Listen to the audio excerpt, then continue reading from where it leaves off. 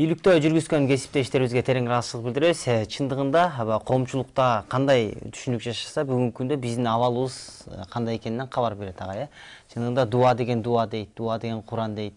Өзүм түшүндүрүп турам, бирок айта албайм дейт. Ал тургай дуа дегенди дагы бисира мындай чечип бербесек, бир аз маселе оор сымал сезилип жатат. Дуа деген баягы суроо, Кудай Тааладан суроо, тилөө, ушуну дуа дейт. Бир нерсени сураса, тилесе, талап кылса, ошону дуа дейт. Мисалы, кантип талап кылыш керек? Кантип сураш керек мисалы? Сураганда бул жакта да мындай дуанын да мындай ирети барбы? Ирети бар. Алымдар айтышат. Ушу дуа кылганда, же Кудай Тааладан бир нерсени сураганда эмнеден башташ керек? Эмнеден башташ керек дегенде, Кудай Таалага биринчи мактоолорду айтыш керек. Жараттың, бердиң деп. Сен улуг затсың, сен кабыл алуучусуң, сен ырайымдуусуң, сен боорукерсиң. Мен сенден жалбарып атам, Алла Таала. Сен ызаттуусуң деп, Алла Тааланы мактап, даңташ керек. Зат сыпаттарын айтып, Зат сыпаттарын айтып. Ошол эле кезде пайгамбарыбызга салаваттарды айтыш керек. Андан кийин тилейбиз, сурайбыз Алла Таала. Өзүбүздүн муктаждыктарыбыз бар да, ошону сурайбыз, жалбарып сурайбыз. Сурап, дуанын акырында дагы биз башында айткандай эле, Кудай Тааланын, Алла Тааланын сыпаттарын айткандай, акырында дагы айтып, ушулорду кабыл кыла көр деп бүтүрөбүз да. Анан агай ушу дуада дагы көпчүлүк эгоисттик деген нерсе бар деп угам да, мындай дуада мага эле бер, Алла, мени эле кечир, мисалы, же болсо муну бер, аял бер, үй бер, машина бер деп баягы. Эми ушундый нерселерди эле өзүнө кылбай эле башка бирөөгө кылса болобу, мисалы? Ага кандай күч керек же бир нерсе керекпи? Албетте, бул баягы ырыскыны берүүчү Алла Таала. Алла Тааланын ырыскысы чексиз. Ошол кезде баягы сараңды кылбаш керек да, дуа кылып аткан адам. Туура, ал өзүнө кылсын, бирок ошол эле мезгилде бир туугандарын, жоксо ошол эле мезгилде жумурай журт мусулмандар дагы унутпаш керек дуасын. Ошол негизи ушул дуа кылган үчүн негизи эле периштелер дагы ушу пенделер үчүн дуа кылат дейт да. Албетте. Ушул кантип токтолсок болот? Пайгамбарыбыздын бул туурасында айткан хадистери бар. Эгер кайсы бир мусулман бир тууганына, бир тууган дегенде бул биз адамзаты дуа кылса, периштелер дагы сага дагы ошондой дуа болсун деп дуа кылышат экен, тилек айтышат. Демек бул жакшы нерсе. Бир тууганына дуа кылып, баягы жакшылыкты сурап, Алла Тааладан талап кылыш. Эми ошол агай ушу дуанын пайда анан зыяндары туурасында бир аз сүйлөшүп жатпайбызбы? Анан көпчүлүгү эле баягы дуанын зыян тарабын көп биле бербейт, мисалы кылбай коюш үчүн, жоксо баарыбыз эле дуа десе бир пайдалуу нерсени гана түшүнөбүз да бүгүнкү күндөчү. Дуа кабыл болот, жоксо мындай мынтсең жакшы айыгып кетесиң, тигиндей деп. Ушул дуанын тартипсиз, эрежесиз кылгандын дагы бир зыянга учурагандары барбы? Эми бул тартипсиз, эрежесиз зыянга учурабайт деле болуш керек. Бирок бул жерде ушу дуа кылган адам эч качан токтобош керек. Бул жерде пайгамбарыбыздын айткан хадистери бар. Бул дуа кылган адамдын дуасы текке калбайт, жөн калбайт. Ошол адамдын дуасы бул дүйнөдө кабыл болуш ыктымал, бир. Экинчиси бул кандай бир кырсык баледен сакташ ыктымал. Үчүнчүсү бул акыретте калышы мүмкүн ошол дуанын сураганы. Ошондуктан кээде адамдардын арасында мындай ой кетет да, мен Кудай Тааладан сурап атам, Кудай Таала эмне үчүн мага бербейт дейт. Бул туура эмес. Биз сурай беребиз. Кээ бир адамдар дуасын үзүрүн, жоксо ушу сураганын бул дүйнөдө көрүшү мүмкүн. Бирок кээде биз билебиз, бир кандай бир кырсык баледен бул адам аман калат. Балким ошол адамдын бир сураган тилек ой максатынын ордуна Алла Таала бир кырсык баледен сактады. Демек ушул дуанын дагы бир касиеттүүлүгү өтө оор экен. Анан кийин дуа кабыл болбойт эмес экен да. Демек дуа сөзсүз адамдын пайдасы үчүн экен. Сөзсүз адамдын пайдасы үчүн.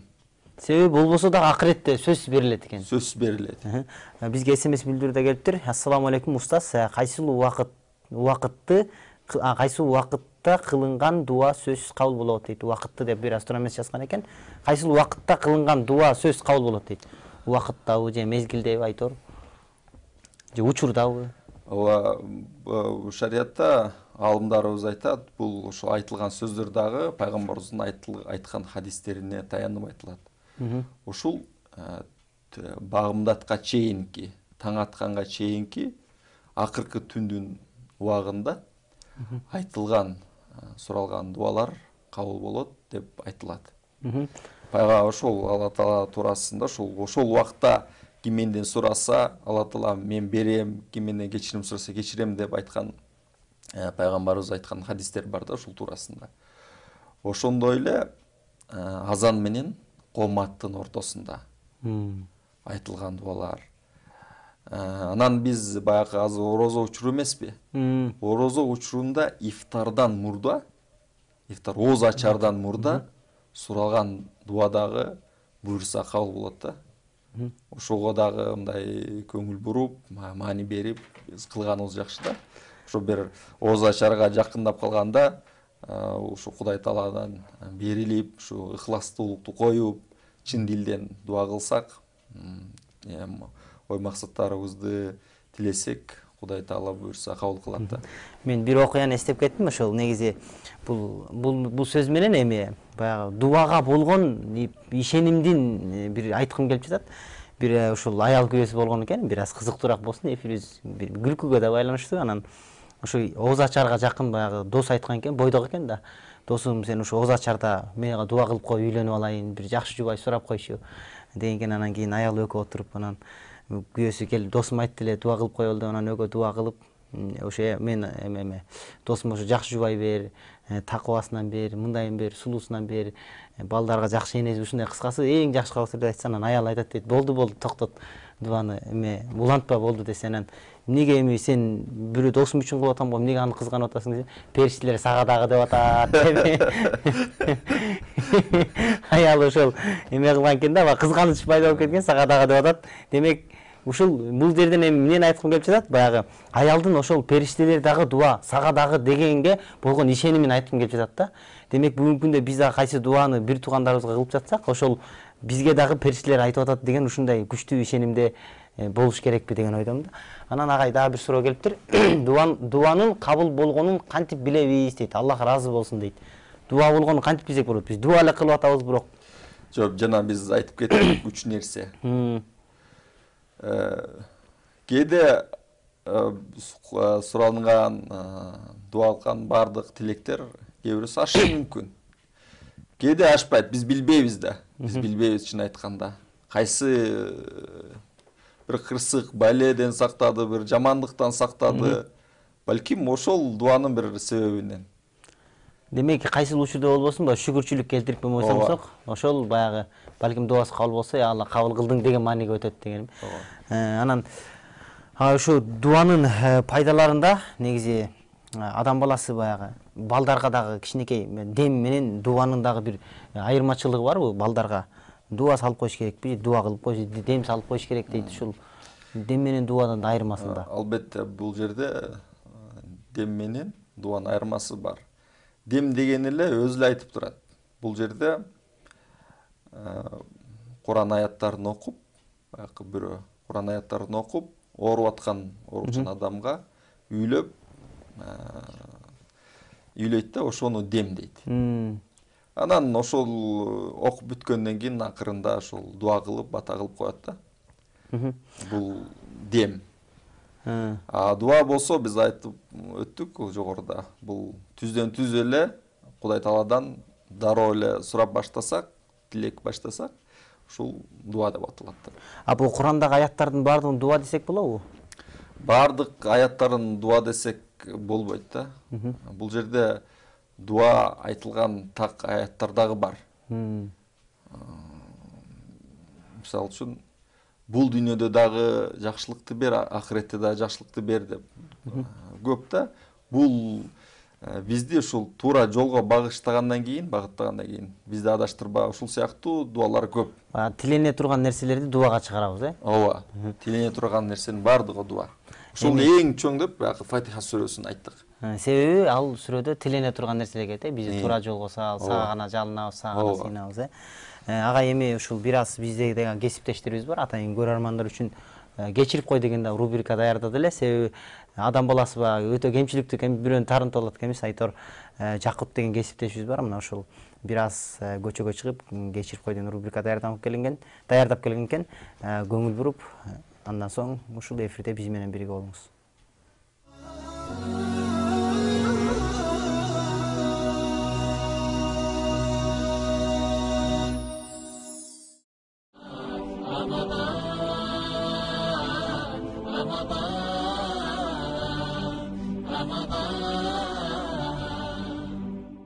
Кайрадан назарыңыздарда кечирип кой рубрикасы.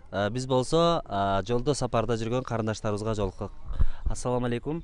Алейкум салам. Рамазан айыңыз менен чын жүрөктөн куттуктайбыз. Рахмат, баарыбызга тең болсун. Сиздер дагы Рамазан айы менен куттуктайбыз. Эми негизи улуу Рамазан айында жакшы передача. Сиздерге дагы ийгилик каалайбыз. Ошону менен бирге эле чындыгында баарыбыз пендебиз, катачылык кетиребиз дегендей. Эми Кечиримдүүлүк айда бирөө жарымдан кечирим сурап койсок жакшы болот эле. Бар да жашоодо болот го. Жашоодо сөзсүз түрдө болот, ооба. Тети тарынтып алган учурларыбыз болот. Бирок азыр баягы атын атап азыр эсимде жок. Бирок учурда эске келбей атат. Учурда эске келбей, шашылышта алып калдыңыздар дегендей. Анан чындыгында эгерде кимди тарынтып алган болсом, баарынан кечирим сурайм. Аллах үчүн баарыңыздар кечириңиздер. Жана жалпы эле кыргыз элинде ушул улуу Рамазан айы менен чын жүрөктөн куттуктайбыз дегендей. Карындашыбызды көрүп аткандар бар да, теледен биздин аян телеканал аркылуу көрүп аткандар болсо, чындап эле ушул убакка чейин, ушул жашка чейин, ушул күнүнө чейин кимде тарынтып койсо, капа кылып койгон болсо, Алланын ыраазычылыгы үчүн кечирип коюңуздар. Албетте мени да көрүп аткандар, ой сени да кечирсе болбойбу дебеңиздер. Мени да кечирип коюңуздар. Ассаламу алейкум.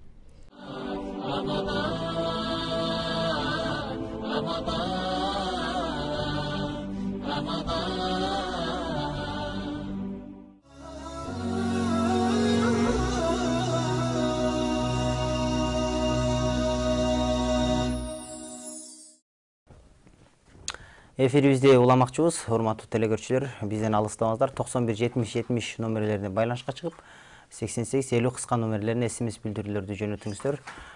Биз күтөбүз. Сиз менен бизде бүгүн конокто Бактияр Токтогазы уулу, Кыргызстан мусулмандар дин башкармалыгынын фатва бөлүмүнүн адиси. Агай биз ушу дуа жөнүндө жакшы сөз кылып жатабыз. Анан кийин дуада көпчүлүк адамда күмөн нерсе пайда болот да, мен дуам кабыл болобу же кабыл болбой калабы деген көпчүлүктүн эле эми оюнда болсо керек. Же болбосо ушундай бир кыйынчылыкка туш болосуң, анан кийин тобокел кылып же тобокел кыла албай ушу дуа кылып, ушул учурда кандай кылыш керек, же болбосо ушул дуанын кылушу дагы эрежелеринин бирине киреби деген. Албетте ушул бир эрежелерине кирет. Себеби пайгамбарыбыздын саллаллаху алейхи вассаламдын хадиси бар. Удуллаха ва антум муқинуна бил ижаба дейт. Мааниси силер Алла Тааладан сурагыла, кандай? Алла Таала кабыл кылат деп ынанып, толук ынанып, ыкыластуу ынанып анан сураш керек да. Анан Алла Таала дуа кылып атканда Алла Таала эгер кааласаң кечир, каалабасаң кечирбей эле кой, кааласаң бер, кааласаң бербей эле кой дебеш керек. Сураганда Алла Таала бер деп ынанып так сураш керек. Себеби Алла Таалага ыктыяр кое албайбыз. Алла Таалага ыктыяр кое албайбыз. Биз ошол дуа кылып атканда биз өзүбүздүн алсыздыгыбызды, муктаждыгыбызды билдиришибиз керек, суранышыбыз керек. Ошондо гана Алла Таала кабыл кылат. Жана түз маанисинде. Түз. Анан ушул көпчүлүктө да мындай маселе жаралат. Дароо айта кетелик.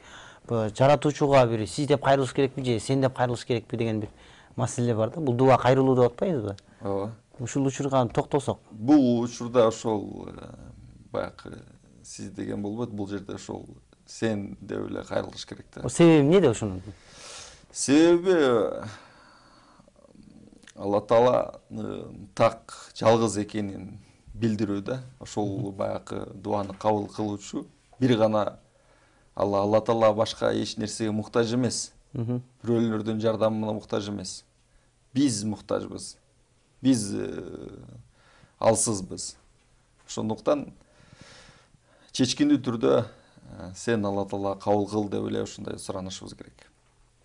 Суроо келген экен бизде. Устаз дейт, дуанын күчү тагдырды өзгөртө алат деп уктум эле. Ушул сөздүн канчалык чындыгы бар? Рахмат дейт. Дуанын күчү ушу тагдырды өзгөртө алабы деген мааниде экен да мындай. Эми бул жерде бир маселе бар, шариатта бул маселе бар да, алымдардын арасында. Чынында эле ошол дуа пендеге жазылган тагдырды өзгөртө алабы деген. Сөздүн кыскасы ошол кылынган, айтылган дуа тагдырдын ичинде. Ошол рамкадан чыкпайт. Демек, тагдырда жазылган, ошол дуа кылат, дуа кылса, тагдыр өзгөрөт. Эми тагдыр эмес, ошол маселе баягы балким баледан куткарылат, кандай бир аман калат. Кыскасы дуасы дагы ошо тагдырдын өзгөрүшү дагы бүт ошо тагдырында бар эле. Тагдырдын эле ичинде. Бөлүп кароого болбойт. Бөлүп караганга болбойт да. Дагы бизде суроолорду 91-70-70 байланыш телефондор аркылуу, ошондой эле 88-50 кыска номерлер аркылуу кабыл алабыз. Анан ошол дуадагы агай бир ыйкыластуулук туурасында бир аз сөз кылсаңыз, себеби бүгүнкү күндө дуаны намаздан кийинки айтор кайсы учурда болбосун, же маанисин түшүнбөй эле биз белки кээ бир учурда арабчаларын жаттап эле айтып жүрө бергенбиз болобуз да. Ошол нерселерде кандай болот? Ошол дуада дагы мындай да, шарт эмес дуада баягы сөзсүз түрдө арабчасын жаттап алыш. Маанисин билип эле, жоксо кандай эмнени сураш керек, Алла Тааланы сурай бериш керек. Ошол эле учурда кээде коомчулукта болуп калат, мындай уйкаштырып дуа кылам дегендер бар да, чыгат. Ошондон алыс болуш керек. Жүрөктөн кандай тилек, максаттар, дуалар чыккан болсо, ошондой гана айтылып суралыш керек. Анан баягы уйкаштырып, өзүн кыйнап, Алла Таала мындайга муктаж эмес. Кандай болсо ошондой айтылыш керек дуа. Дагы бизге суроо келген экен, бизде жакшы көрөрмандарыбыз активдүү болушуда. Сүйлөшкөн кызына дуа кылса болобу дейт агай. Мисалы кандай десе, бул ушул мага тийип калса экен же балким айтор ушул сымал. Сүйлөшкөн өзү баягы шариатта, исламда туура эмес. Эгер балким ал мындай сырттан таанып, ошол кызга жетейин деп, андан сурап тилек кылган болсо, ата-энесин таанып деген. Ошондо мындай тилесе, дуа кылса болот да. Мисалы, ушул кыз мени жакшы көрбөй калды, жакшы, балким ошол кыз жакшы көрөт, бирок ал кыз муну жакшы көрбөйт да. Бирок Кудайдан сурап, ошол мени жакшы көрүп калса экен десе болобу? Бул жерде эч кандай эме деле жок. Баягы болбойт деген негиз деле жок. Бир жүрөгүн бур, Алла мага болгон мухаббат бер деп, айтор ушундай кылса болот. Же болсо кыз деле ушундай кылса болот. Ооба. Айырмасы жок, Дагы бизде суроолор жок. Бизге жөнөтсөңүздөр болот. Ар тургай дуа темасында сүйлөшүп жатабыз. Айтор дуаны бата деп түшүнүп жатсаңыз, бата деп деле суроо берсеңиз болот. Экөөнүн бир айырмачылыгы деле жок экен бизде. Док эме бата деген сөзгө токтолгум келип турат.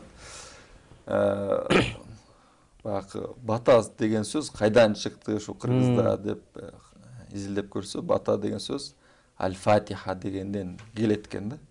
Фатиха деген баягы Курандагы сүрө. Кээде мындай болгон. Кээ бир коомчулукта деле бар, ушул дуанын акырында Аль-Фатиха деп коет. Анан бул биздин коомдо бара бул Аль-Фатиха сөз ушинтип отуруп бир бата деп. Мен сиздин айтканыңыздан мондай нерсени түшүнүп атам, агай. Бата дегенде араб тилинде тамгада баанан та деген тамга бар да.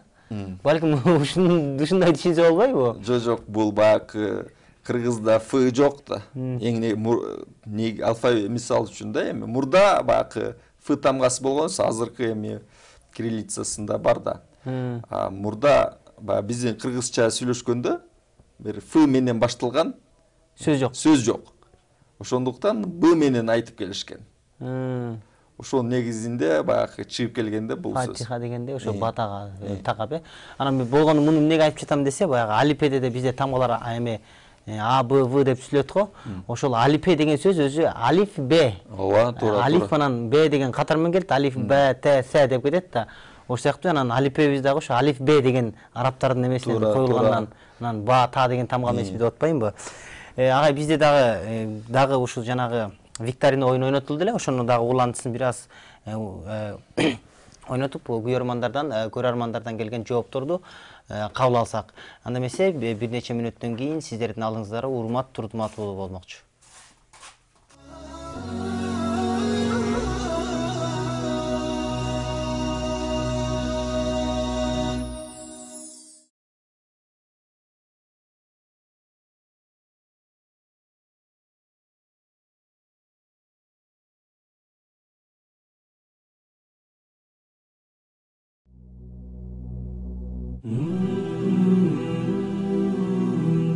Ар бир нерсенин зекети бар. Дененин зекети бул орозо тутуу. Орозо кармоо сабырдын жарымы.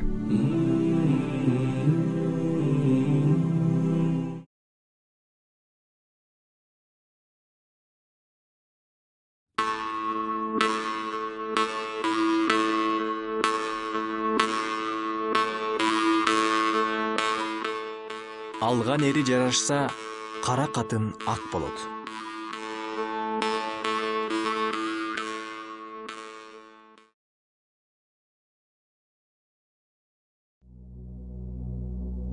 Ырайымдуу, мээримдүү Аллахтын ысмы менен. Я Раббы, бизди туура жолго салганыңдан кийин жүрөктөрүбүздү адаштырба жана бизге өз рахматыңды белек кыл. Анткени сен арбын белек берүүчүсүң.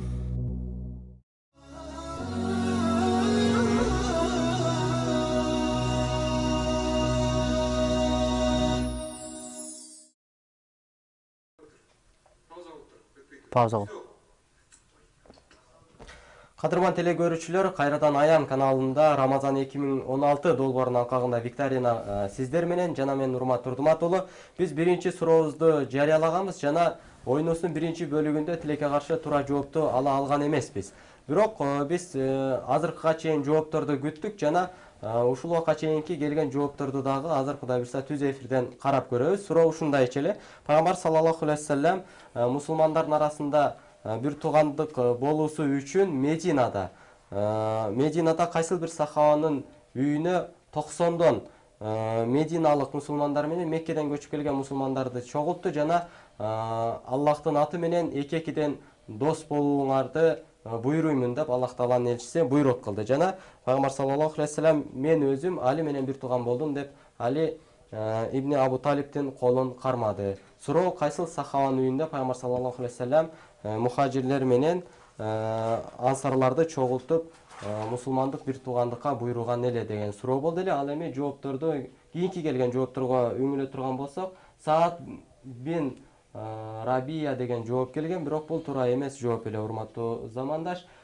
Балким устаз ушул бин деген сөз менен ибнинин айырмасын тактап алайлы. Анткени биз көп китептерде бин дейбиз, кээ бир китептерде имни дейбиз. Кайсысы туура? Ибн депчи? Бул ошо жанакы Саад ибн деп, Рабия деп жазылып турган болсо, бул туура эмес. Өзү араб тилинде эки аттын ортосуна келсе бин деп жазылат. Ал эми Ибн Масуд дей турган болсо, бин Масуд эмес, Ибн Масуд деп айтыш керек. Ошонусу туура. Негизи улуу деген эле сөз, а? Ооба, улуу. Ибн деген улуу, Бул жерде баягы грамматикалык жазылышы, айтылышы да арабчада.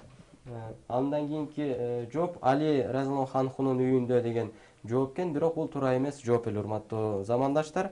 Ансарлар менен мухажирлерди Пайгамбар саллаллаху алейхи вассалам кайсыл сахабанын үйүнө чогултуп, бир туугандыкка буйруган эле, эки-экиден бир тууган болгула деп буйрук берди эле. Андан кийинки жооп келген болсо, бизге жөнөтсөңүздөр, биз ал жоопту дагы карап көрөбүз, урматтуу бир туугандар. Аннас ибн Малик разияллаху анху деген жооп келген экен. Пайгамбар саллаллаху алейхи вассалам Аннас ибн Малик разияллаху анхунун үйүнө ансарлар менен мухажирлерден болгон 90дон сахабаны чогулту жана Аллахтын жолунда бир тууган болгула деп буйрук кылды. Бунун жообу чынында пайгамбар саллаллаху алейхи вассалам ал сахабаларды Аннас ибн Малик разияллаху анхунун үйүндө чогулткан эле. Ушул жоопту жөнөткөн замандашыбыз жеңүүчү аталды жана биз сөз бергенде эле ушул 5 китептин ээси болдуңуз. Биз сизди куттуктайбыз. Аллах таала илимиңизге илим кошкон болсун деп тилек дуа кылабыз. Кийинки суроого өтөбүз. Андыктан кун коюңуздар урматтуу замандаштар.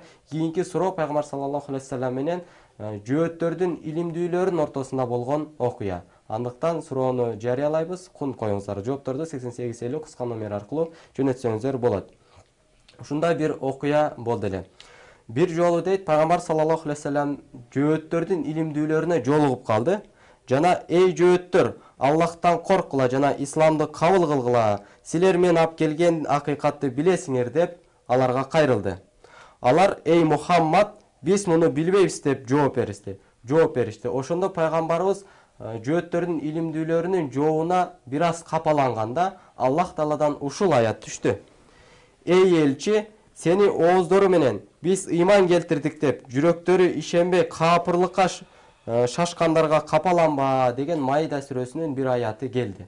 Суроо пайгамбар саллаллаху алейхи вассалам кайсыл жөөттөрдүн илимдүүлөрүнө жолукканда ушул окуя болду эле. Бул жерде бир эле жөөттөрдүн илимдүүсү эмес, балким эки жөөттүн атын жөнөтүшүңүздөр керек болот. Анткени бул окуяга катышкан пайгамбар саллаллаху алейхи вассалам биргеликте эки жөөттүн илимдүүсү бар эле. Пайгамбар саллаллаху алейхи вассалам эки бир жөөттөрдөн болгон илимдүүлөргө жолукту жана эй жөөттөр, силер исламды кабыл кылгыла, анткени силер мен алып келген нерсени билесиңер деп аларга кайрылды. Анткени алар жөөттөрдүн илимдүүлөрү эле. Бирок ал жөөттөр эй Мухаммед, биз сен алып келгенди билбейбиз дегенде пайгамбарыбыз капаланганда Аллах Таала Майда сүрөсүнүн ушул аятын жөнөттү. Эй элчи, сени ооздору менен биз ыйман келтирдик деп жүрөктөрү ишенбей капырлыкка шашылгандарга капаланба деген сүрө түштү. Суроо алар кайсыл жөөттөр эле? Жоопторду 8850 кыска номерине жөнөтсөңүздөр болот. Ал эми эң алгачкы туура жоопту жөнөткөн замандашыбыз жогоруда биз айтып аткан ушул Куран, Куран, Радиус Салихин, Адам акысы, Жалган жана Месяц Рамазан аттуу ушул 5 китептин ээси болот. Кудай буйрса, андыктан чамданыңыздар деп чакырып өтөбүз. Алгачкы жеңүүчүгө ушул китептер берилет, Кудай буйрса. Масуна ибн Каззаб деген жооп келген экен. Бул туура эмес жооп эле, урматтуу замандаш.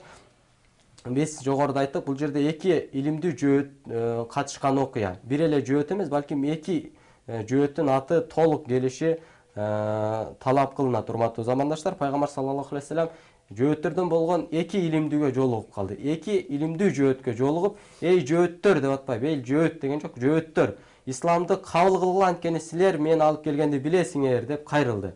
Кайсыл жөөттөргө кайрылган эле жана ал жөөттөр жок, биз сен алып келгенди билбейбиз деп жооп бергенде пайгамбар саллаллаху алейхи вассалам капаланып атканда Майда сүрөсүнөн бир аятты Аллах Таала түшүрдү.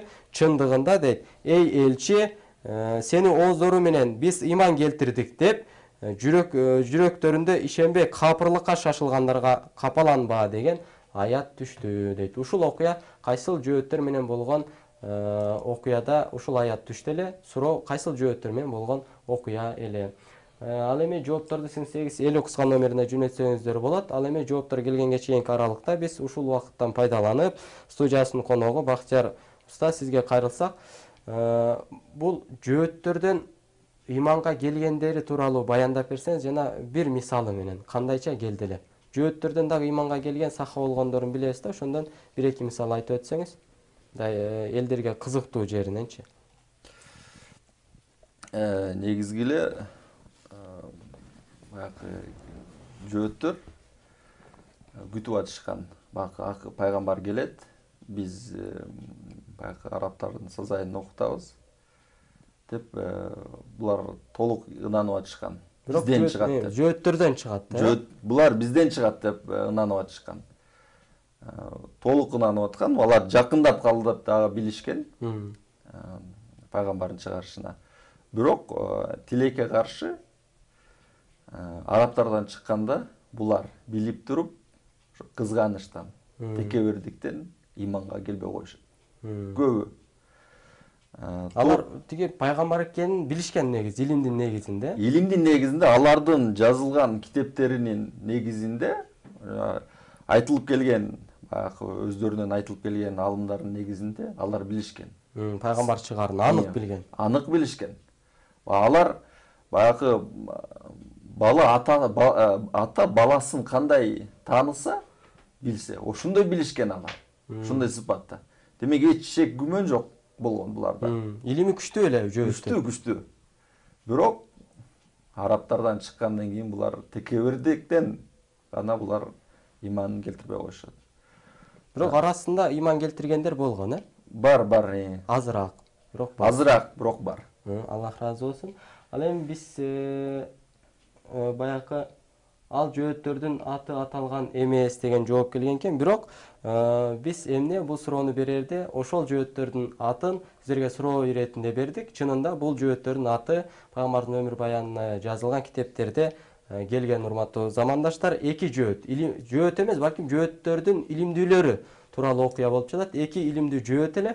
Пайгамбарыбыз ошол жөөттөр менен болгон окуясын биз айтып бердик жана ошол окуядан улам аят түшүп атат. Демек бул бир чоң окуяга себепкер болгон окуя эле, урматтуу замандаш. Ал эми биздин убактыбыз чектелүү, бардыгыңыздарга белгилүү. Эгер ушул аралыкта туура жооп келбеген болсо, биздин оюнубуздун салтына ылайык, Кудай буйрса, биз оюнубузду жогору жактан компьютер аркылуу түз эфирден 8850 кыска номери аркылуу саат 2-ден 20 мүнөткө чейин жоопторду кабыл ала беребиз. Кудай буйрса, эгер туура жооп келген болсо, эртеңки оюнубузда туура жооп берген замандашыбызга белектерди Кудай буйрса түз эфирден ыйгарабыз. Ал эми суроону дагы бир жолу кайталаймын.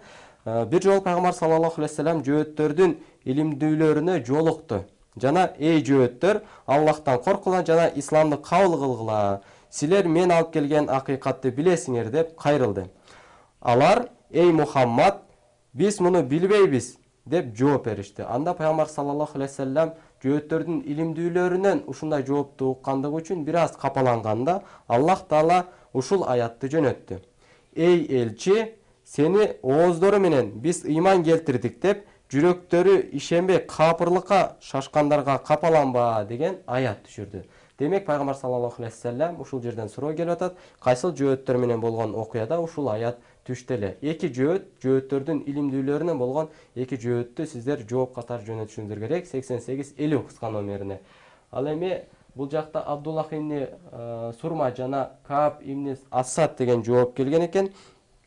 Ал эми биз буну карап көрө турган болсок, чынында Абдуллах ибн Сурма, балким Абдуллах ибн Сурия деп биз жоопту тууралап кое турган болсок, Сурма эмес, балким Сурия жана Кааб ибн Асадтар чынында ошол жөөттөрдөн болгон илимдүүлөр эле. Пайгамбар саллаллаху алейхи вассалам Абдуллах ибн Сурия жана Кааб ибн Асадка жолугуп, биз жогоруда айткан суроону жолдогон эле. Силер исламды кабыл кылгыла, мен алып келген акыйкатты силер билесиңер дегенде, булар эмне деди? Абдуллах ибн Сурия менен Кааб ибн Асад: эй Мухаммед, биз сен алып келгенди билбейбиз деп жооп беришти эле. Анда Аллах Таала Маида сүрөсүнүн ушул аятын жөнөттү. Эй элчи, сени ооздору менен биз ыйман келтирдик деп жүрөктөрү менен ишенбей капырлыкка шашылгандарга капаланба деген пайгамбарыбызды жупаткан аят түшкөн. Чынында бул жөөттөрдүн Абдуллах ибн Сурия менен Кааб ибн Асад аттуу жөөттөрдүн илимдүүлөрү эле. Ушул жоопту жөнөткөн замандашыбызды куттуктайбыз жана сиз жогоруда аталган 5 китептин ээси болдуңуз. Ал эми алдыда Аян каналынын жамааты сиздер үчүн кызмат кылат. Кудай буйрса саарлыкка чейин түз эфирде албетте. Андыктан биздин каналдан алыстабаңыздар. Аллах Таала туткан орозоңуздарды кабыл кылган болсун. Орозонун аягына чейин Аллах Таала бизге убада кылган соопторго жетишүү үчүн көп ибадат кылган пенделерден бололу деп чакырып бүтөбүз. Өзүбүзгө жана сиздерге насаат кыларбыз. Пайгамбарыбыз орозодо кандай ибадат кылган болсо, ошондой ибадат кылууну баарыбызга Аллах Таала насип кылган болсун. Акыркы кыяматта бейишке кирүүнү бардыгыбызга Аллах Таала насип кылып, пайгамбарыбыздын чыныгы үммөттөрүнөн болуп жашообузду Аллах Таала бизге насип кылган болсун. Ал эми мен сиздер менен эртеңки оюнга чейин коштошомун. Аян каналынын жамааты сиздер үчүн кызмат кылат. Рамазан айыңыздар кут болсун. Ассаламу алейкум.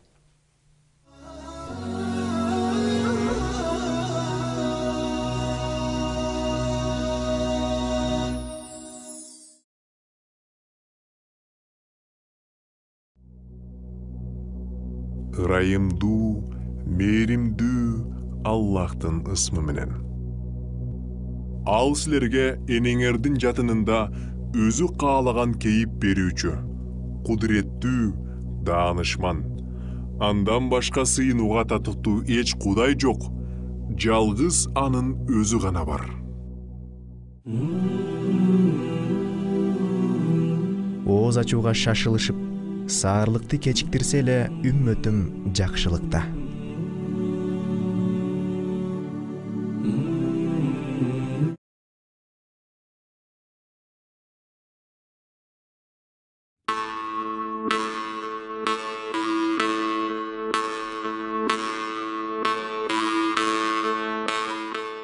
Ак көңүлдүн аты аарыбайт, тону тозбойт.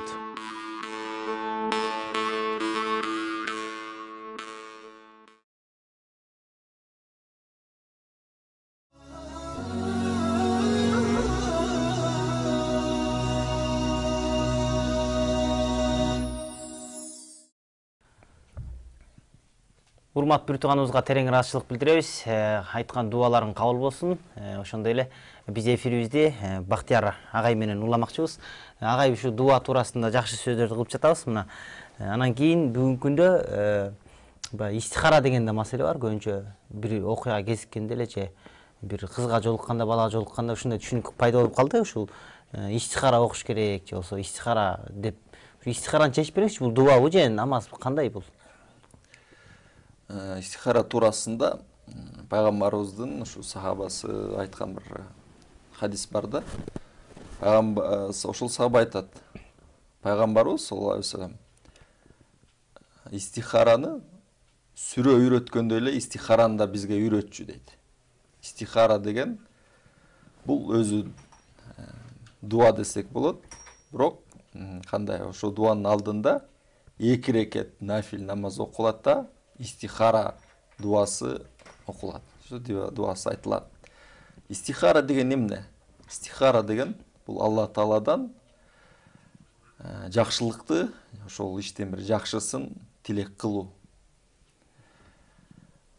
Истихара дегенде бир олуттуу бир ишти кылам дегенде пенде бир 2 рекет нафил намаз окуйт дагы ошо истихара дуасын айтат. Истихара дуасында эмне камтылган? Истихара дуасында айтылып турат. Алла Таала, эгер ушул иш, ошол ишин айтат пенде. Үйлөнө турган болсо, үйлөнүүсүн. Бир иш баштай турган болсо, бир ишин. Кандай бир олуттуу иш болбосун, ошол ишти айтып, анан сурайт. Эгер ушул иш жакшы боло турган болсо, тездет. Эгер ушул иш жаман боло турган болсо, аны менден алыс кыл. Сен билүүчүсүң, сен ушундай деп айтылган дуа да. Эме ушуну арабчасын айтпай эле ушундай кылып эле таризде кыргызчасын айтса эле болобу? Албетте болот. Бул жерде шарт эмес, сөзсүз түрдө ошол истихара эмесин. Бирок билсе жакшы. Бирок билбесе, жок эми мен билбейм, мен окубай эле коеюн дебей эле кыргызчасын айтып дуа кылып тилеш керек. Анан кийин ошол бүгүнкү күндө ошону туура жакшы айттыңыз. Жана 2 рекет нафил бул истихара болуп киреби же жөн эле мындай нафил? Бул эми ошонун эрежеси. Ушул кандай десем, истихара дуа кылыш үчүн ушуну окуш керек. Бул пайгамбарыбыз өзү көргөзүп атат. Кандай кылыш керек? Ушул истихара дуасын кандай окуш керек дегенде пайгамбарыбыз өзү жол көргөзүп атат. 2 рекет нафил, андан кийин бул ушу истихара дуасы. Истихара деген ошол жакшылыкты Алла Тааладан тилөө, жакшылыгын ошол иштин. Тободо эле ушундай 2 рекет нафил намаз, бирок тобосу дуа аягында. Жок, тободо мындай. Тободо шарт эмес. Дуа кылышы. Намаз окушу. 2 рекет намаз окуш шарт эмес. Окуса дагы болот. Бирок тобо кандай? Ошол тобо болуп кетти, бирок тобо эмне? Ошол кылып аткан ишти дароо ташташ керек. Кайтпаш керек. Чын жүрөктөн болуш керек. Ошол эмеси. Ошо таштаганы. Ошол тобо. Анан астагфируллах деген эмне деп айтып койчу эле? Бул астагфирулл деген сөзү ошол Алла Тааладан мен сенден кечирүүнү сураймын. Ошонун бир аталышы бар эле го, эми истихфар көп айтсын, анан кийин ошону тилим анан ушул истихара сөзүн улай.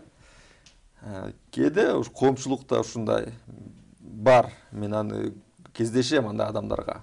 Кээ бир айтат, ушу истихараны окугандан кийин, жанагы эрежени кылгандан кийин укташ керек. дешет. Укташ керек, анан түштө эмне болсо ошол жагын кылыш керек дейт. Бул туура эмес. Пайгамбарыбыз өзү көргөздү жанакы хадисте. Ал айткан жок, сен барып укта дагы түш көр деп. Түш биз билебиз. Түш Кудайдан да болушу мүмкүн, шайтандан да болушу мүмкүн, чарчап бир чалыккандан кийин нафсиден дагы болушу мүмкүн, ар кандай нерсе көрүнүп. Ошондуктан жанакы истихараны окуп бүткөндөн кийин эмне кылыш керек? Туруп, ошол иштин артынан жүрүш керек. Себебин кылыш керек. Эгер иш оңунан чыкса, демек Алла Таала каалаган. Демек жакшы иш. Адам анан ошол иштин артынан түштү, аракет кылды, болбойт, бир нерсе кылат, болбойт. Демек калган эмес. Мына ошондо истихаранын эмеси. Жана көңүлгө тартуусу дагы ошо истихаранын жыйынтыгы болуп береби? Мисалы, ошол ишке барбоо көңүлүнө жакпай калды айтор же, ошол ишке баруу абдан көңүлдөнүп жатат. Ошону кылыш керек. Ошол истихараны кылып, баягы аракетти кылыш керек. Бир жумушка орношом деп атат мисалы. Барып аракетин жасайт да. Себептерин жасайт. Бирок болбосо, демек Алла Таала каалаган эмес. Бизге дагы суроо келген экен. Ассаламу алейкум. Пайгамбарыбызга арнап дуа кылса болобу? Мисалы, Куран окуганда жана башка. Ушул сыяктуу. Өзү негизи чындап келгенде пайгамбарыбызга мындай Куран окуганда уже муктаж деле эмес. Бирок ошол адеп негизинде ошо биздин коомчулугубузда ушундай айтып келишет да. Арнап келишет. Бирок мындай чын-чынына келгенде муктаж деле эмес да.